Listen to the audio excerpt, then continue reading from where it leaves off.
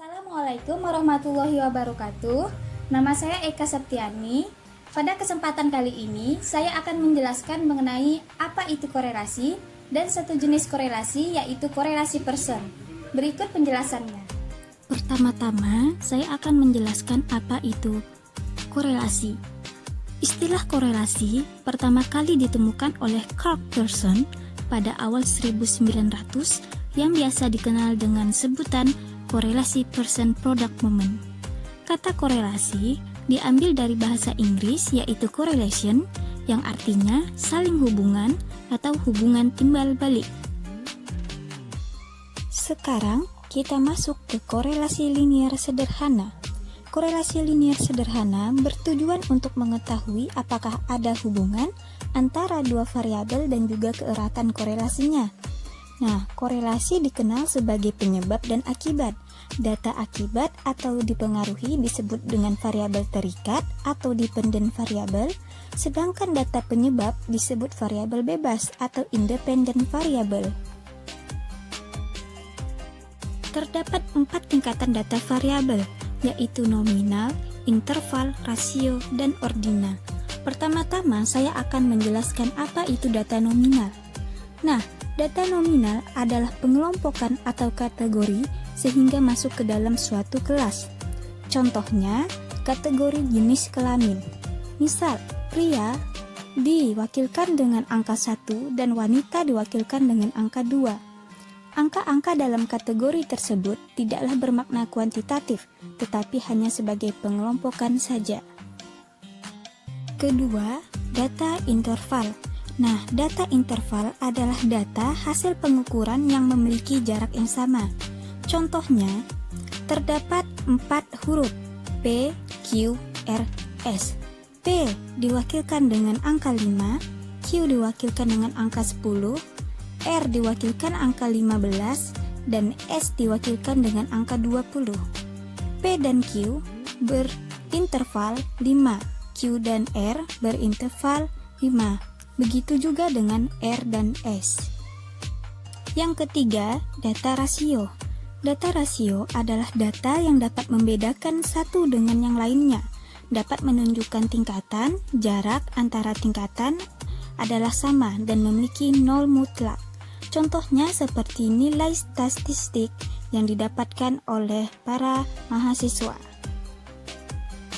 Yang terakhir, data ordinal, yaitu data yang menunjukkan adanya ranking ataupun tingkatan atau penjenjangan. Contohnya seperti ranking siswa di suatu kelas, juara dalam suatu pertandingan, dan lain-lain. Berdasarkan korelasi antara dua variabel yang satu dengan variabel yang lain, dinyatakan dengan koefisien korelasi yang disimbolkan dengan R kecil. Besarnya korelasi berkisar antara -1 hingga +1. Besarnya korelasi sering disebut dengan koefisien korelasi. Jika koefisien korelasi bernilai positif, maka variabel-variabel berkorelasi positif. Semakin dekat dengan nilai korelasi ke +1, semakin kuat korelasinya, demikian sebaliknya. Jika koefisien korelasi bernilai negatif, maka variabel-variabel berkorelasi negatif. Semakin dekat nilai korelasi ke -1, semakin kuat korelasinya. Demikian sebaliknya. Jika koefisien korelasi bernilai 0, maka variabel-variabel tidak menunjukkan adanya korelasi. Terakhir, jika koefisien korelasi bernilai +1 atau -1, maka variabel-variabel menunjukkan korelasi positif atau korelasi negatif yang sempurna. Terdapat beberapa jenis uji korelasi linier sederhana, yaitu korelasi Pearson, koefisien determinasi, koefisien korelasi data berkelompok, dan uji signifikansi. Saya hanya akan membahas mengenai korelasi Pearson. Nah, korelasi Pearson sering digunakan oleh peneliti, yaitu korelasi Pearson atau Product Moment Correlation. Adapun beberapa persyaratan yang harus dipenuhi apabila kita menggunakan rumus ini. A. Pengambilan sampel dari populasi haruslah random ataupun acak. B. Data yang dicari korelasinya harus berskala interval atau rasio. Interval atau rasio telah dijelaskan di sebelumnya. C. Variasi skor kedua variabel yang akan dicari korelasinya harus sama. D.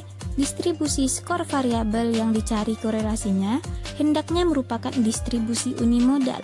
Distribusi unimodal yaitu distribusi yang punya satu modus. E. Hubungan antara variabel bebas dan variabel terikat hendaknya linear.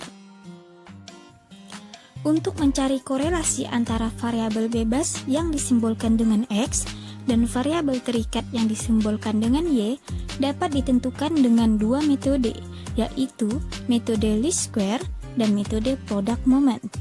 Anda dapat melihat rumus dan keterangan rumus pada tampilan.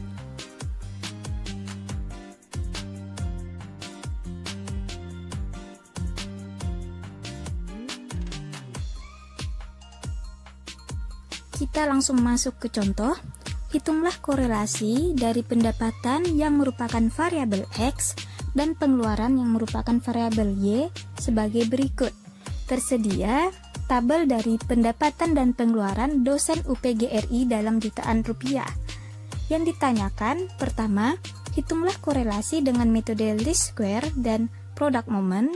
Dan yang kedua, sebutkan jenis korelasinya dan apa artinya. Kita langsung masuk ke penyelesaian. Pertama-tama, cari nilai rata-rata dari X dan Y.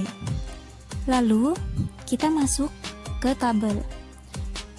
Kolom 1 dan kolom 2 terdapat di soal. Kolom 3 yaitu X kuadrat, kolom 4 yaitu Y kuadrat, lalu kolom 5 XY yaitu perkalian antara nilai X dan nilai Y ataupun tabel pada kolom 1 dikali kolom 2. Kolom 6 yaitu X dikurang X bar yang telah dicari sebelumnya. Kolom 7 Y dikurang Y bar yang telah dicari sebelumnya. Kolom 8 yaitu X kuadrat. X di sini diambil dari kolom 6. Lalu lanjut ke kolom 9 yaitu Y kuadrat. Y di sini diambil dari kolom 7 yang dikuadratkan. Kolom terakhir yaitu XY yaitu perkalian antara X di kolom 6 dan Y di kolom 7. Akhir, carilah jumlah dari setiap kolom.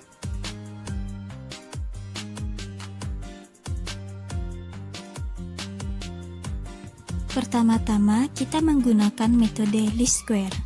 Masukkan angka-angka yang telah didapatkan di tampilan sebelumnya ke dalam rumus least square.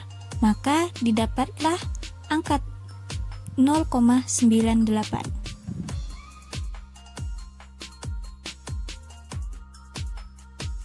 Kedua, kita menggunakan metode product moment. Masukkan angka-angka yang telah didapatkan di tabel sebelumnya ke dalam rumus metode product moment, maka akan mendapatkan hasil 0,98, yaitu hasil yang sama dengan metode least square.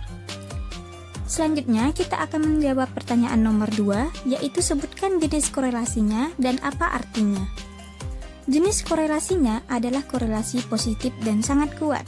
Ini didapatkan dari koefisien tabel-tabel yang telah ditampilkan sebelumnya. Artinya, hubungan antara pendapatan dan pengeluaran bersifat positif. Jika pendapatan bertambah, maka pengeluaran pun akan naik. Sekian penjelasan dari saya. Terima kasih atas perhatiannya. Assalamualaikum warahmatullahi wabarakatuh.